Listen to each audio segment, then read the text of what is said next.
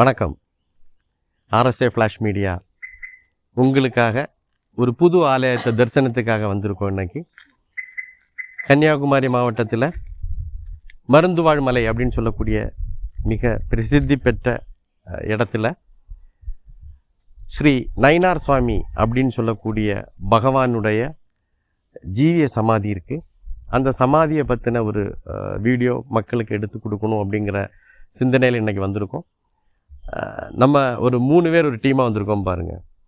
நம்முடைய நண்பர் லிங்கேஷ் அவர்கள் நம்ம இந்த நயினார் சுவாமி நயினார் சுவாமி இந்த ஆலயத்தை பற்றின தகவல் தருவதற்கு மிக முக்கியமாக காரணமாக இருந்த ஒரு ஆள்.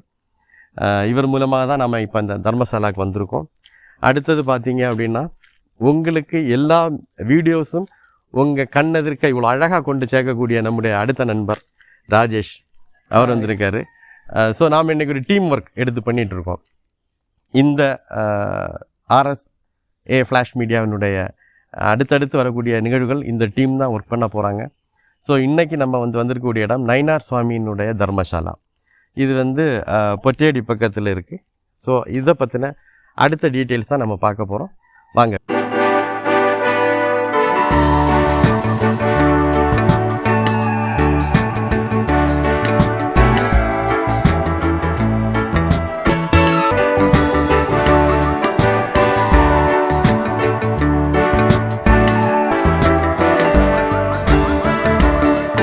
வாங்க.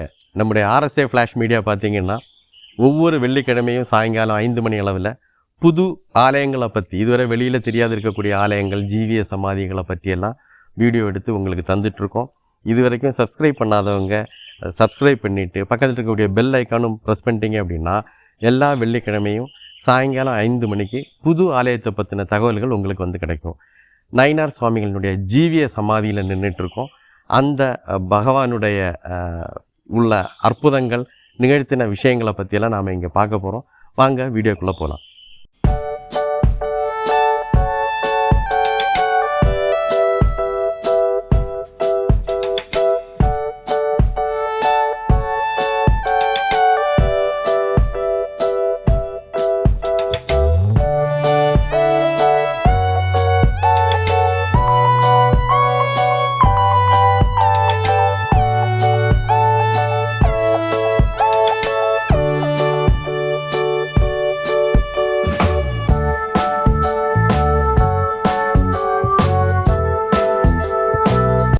நாம் இப்போ நயினார் சுவாமிகள் அவர்களுடைய ஜீவிய சமாதியில் நின்றுட்டுருக்கோம். வைகுண்டபதி என்று சொல்லுவாங்க.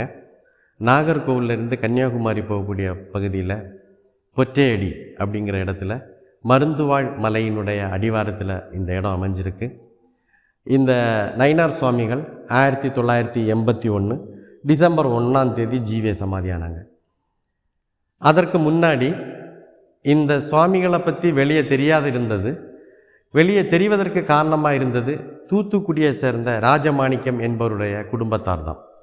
ஏனென்றால் ராஜமாணிக்கம் என்பவர் ஒரு வியாபாரி, தூத்துக்குடியை சார்ந்தவர். அவர் இங்கே இருக்கக்கூடிய பகவானுடைய படம் இங்கே இருக்குது, ஞானானந்த சுவாமிகள் அப்படின்னு சொல்லி அவர்களை தரிசிப்பதற்கு போயிருந்தாங்க.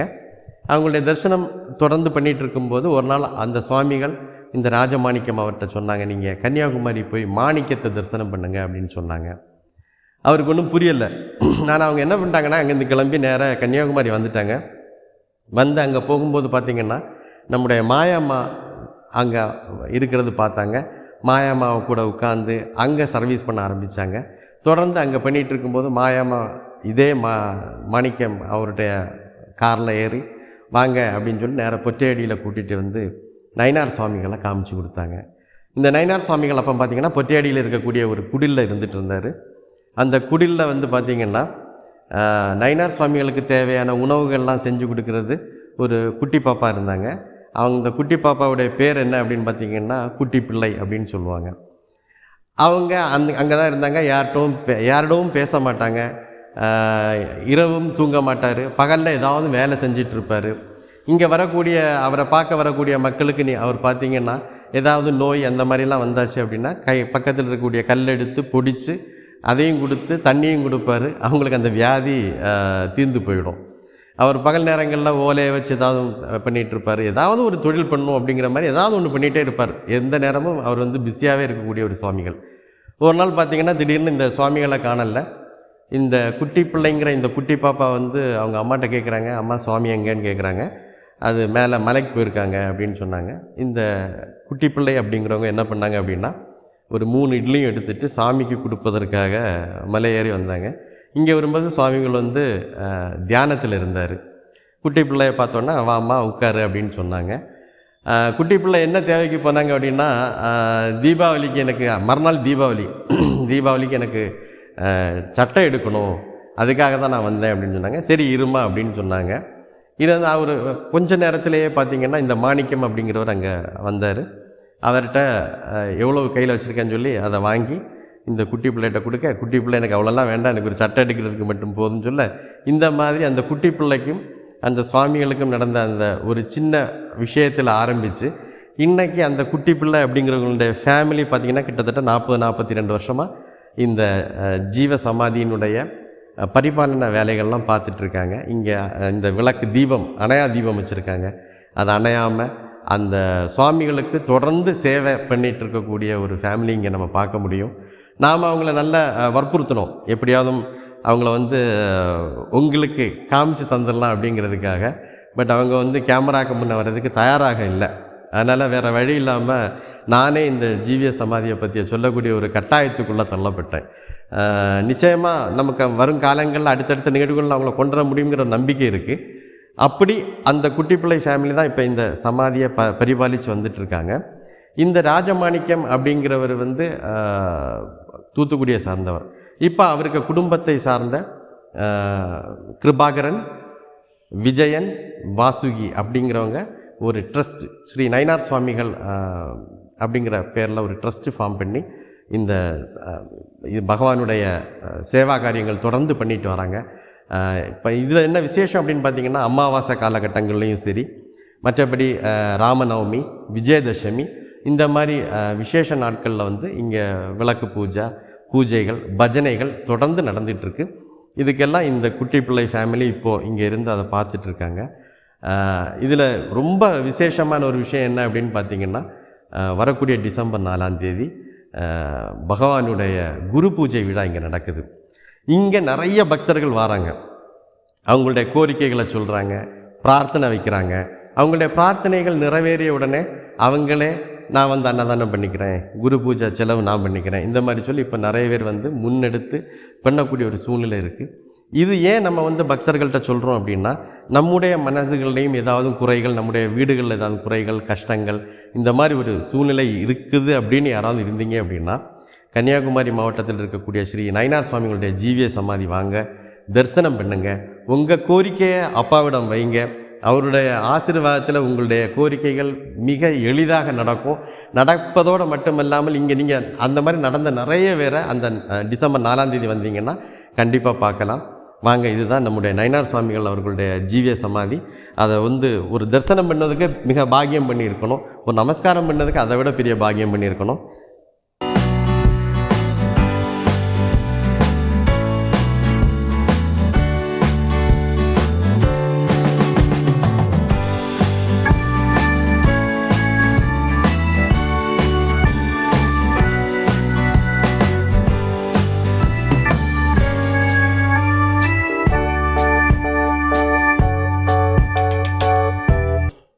இந்த பகவானுடைய சன்னிதானத்தில் நாம் வந்து இப்போது பகவானுடைய விசேஷங்களை பற்றியெல்லாம் பார்த்துட்ருக்கோம்.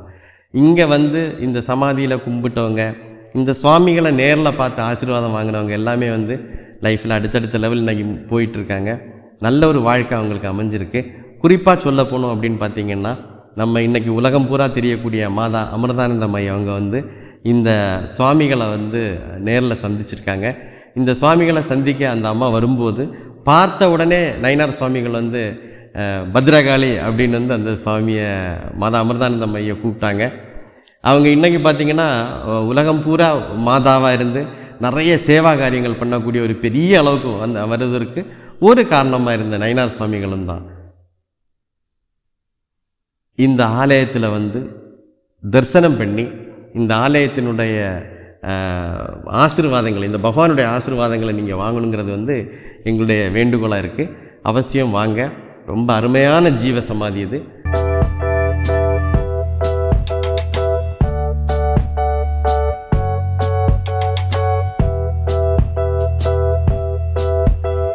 குரு அருள் இல்லைன்னா திருவருள் இல்லை அப்படின்னு சொல்லுவாங்க. அந்த திருவருள் பெறுவதற்கு ஏதாவது ஒரு குரு வழியாக நம்ம போனோன்னா ரொம்ப ஈஸியாக கிடைக்கும் அப்படின்னு பெரியவங்க சொல்லியிருக்காங்க.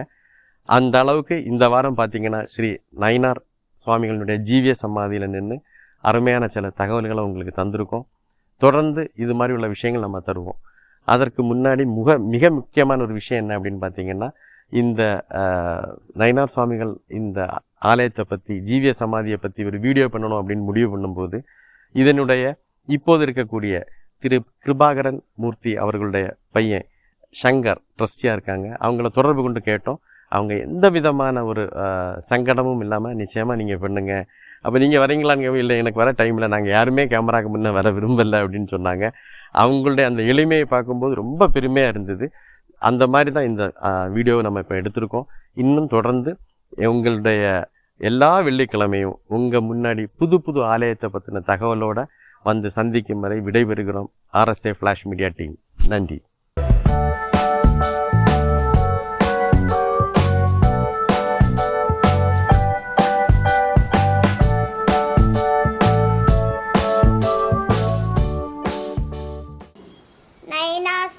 ஜீவ சமாதி வீடியோ பார்த்தீங்களா?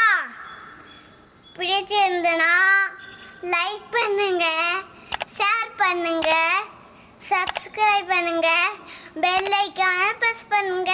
ஓகே.